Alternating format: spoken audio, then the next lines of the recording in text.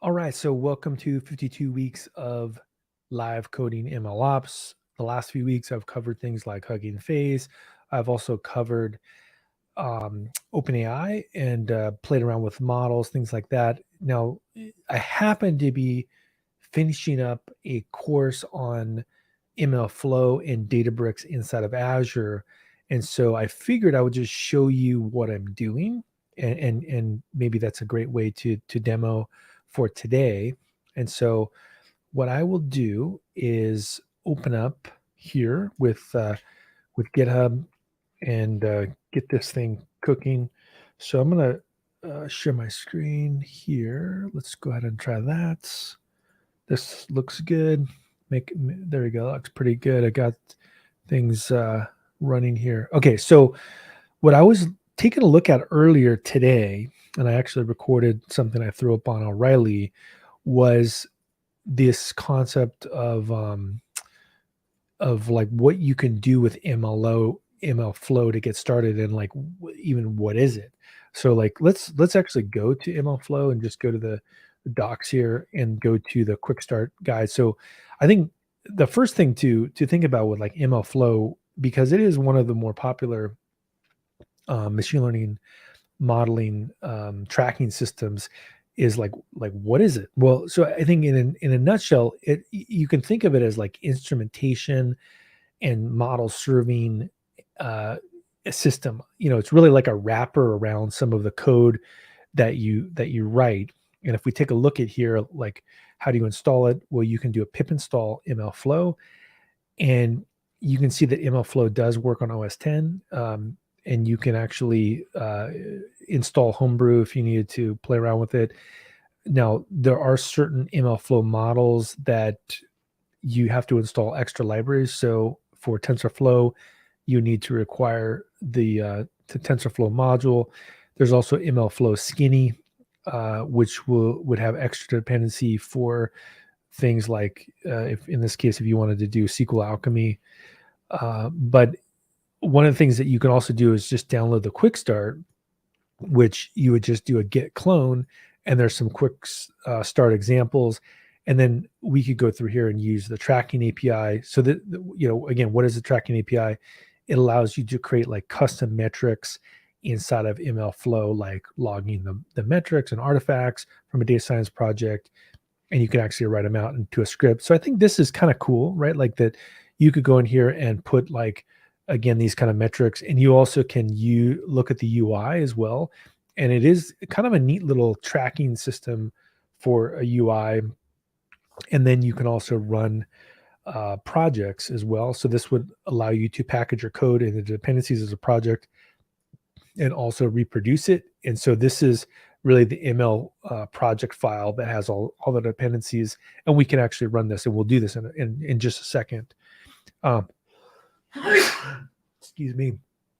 So in terms of what we're going to do is we're just going to run through this quick start guide here.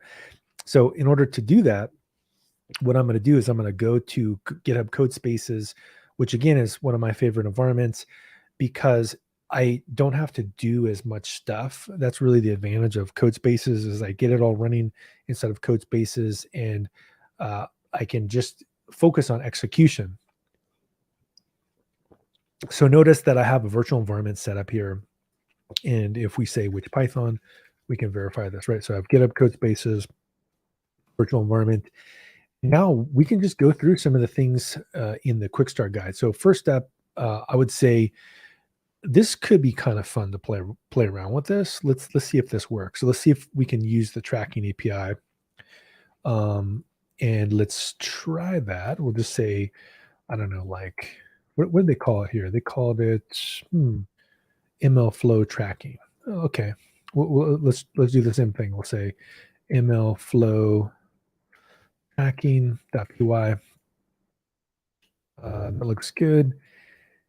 And then if I go ahead and I throw this into here, let's see if this works. So let's go ahead and say Python ML Flow tracking. Notice I've already installed ML Flow, but what does this do?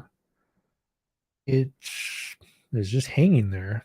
Let's see. So it logged some metrics. So how would we know if those metrics are logged?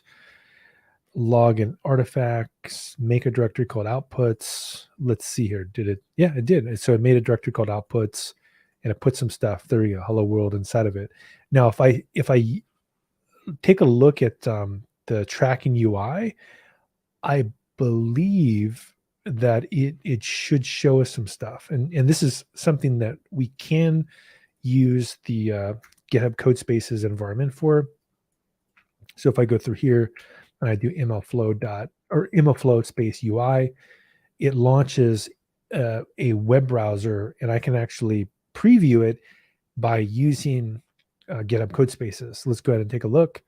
Boom, there we go. Now this is cool. Look at this. I can see that I was able to log those metrics. So, I mean, that is nice. I mean, this is definitely kind of a cool little piece of functionality here that I can actually take a look at all this logging metric stuff here and look at my different things that I'm doing, and all this stuff shows up inside of here. So that was a success. And let's keep looking through what else we can do. So MLflow also can kind of package a whole project. Now, this is something that I do think is pretty cool about MLflow, is that you can pass in either a directory that has all the goods inside of there, or you can pass in a GitHub URL, which I really like that concept.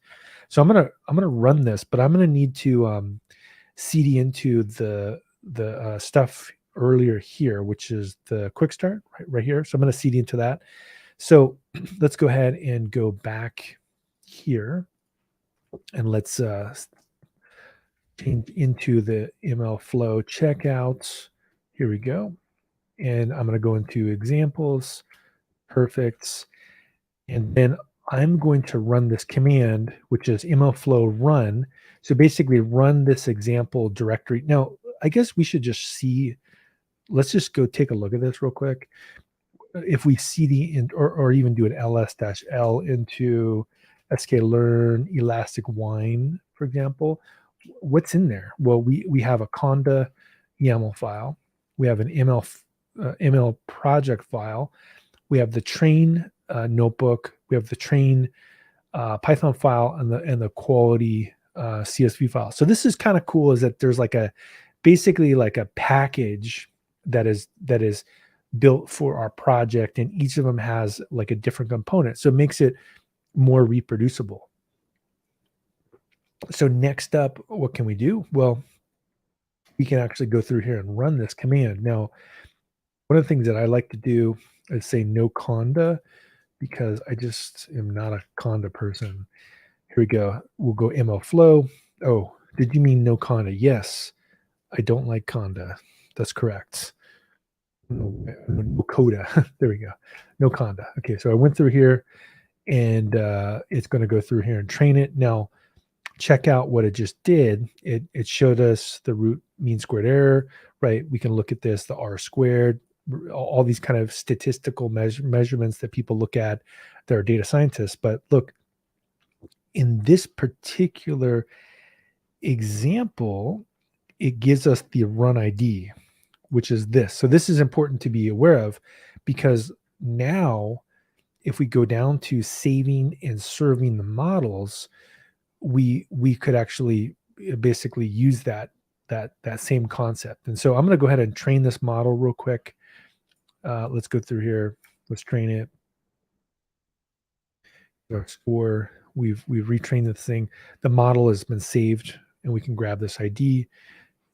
And what we're going to do is we're going to just copy this command here, which is MLflow models serve, and go to the run and check this out. There we go. MLflow models serve -m runs. I'm going to go ahead and grab this ID right here, paste it inside.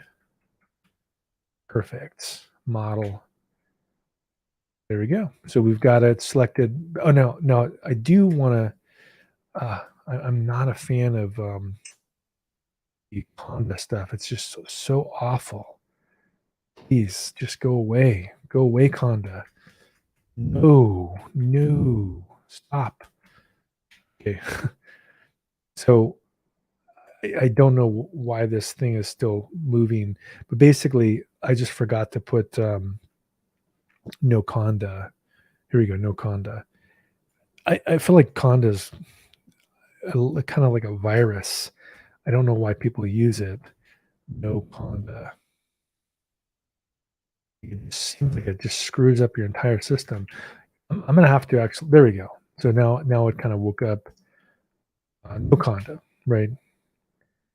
So this is going to serve out the model, and all I need to do now is to invoke that endpoint. Is I can actually go back here and look. There's a curl command, and we don't have to use curl. In fact, there's other libraries and other techniques here to do it, or even what I like to do is I'll even put it into like a bash file. So let me just show you how I would do this in the real world. Maybe I would just say like make a predict file like this, that, and then I would put inside of here like that whole thing, and maybe even format it. In fact, that's one thing you could do, but let's just say bash predict. There we go. Or of course I could also just run the curl command. But you can see if I go back to here that it's actually going through and invoking it's invoking that endpoint for me automatically. So definitely pretty interesting little tool here, MLflow.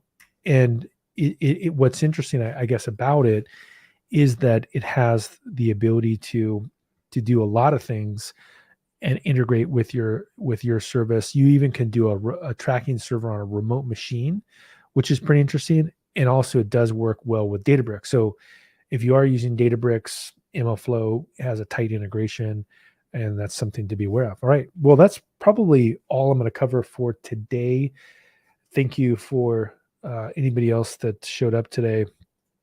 What I will do next week is probably cover some more stuff on pre-trained models. There's a lot of exciting stuff happening. Don't know yet, actually. I might just randomly try some stuff as well. I try to make every week pretty random for live coding ML ops. Got some ML flow in today, though. So thank you again, and I'll see you next week.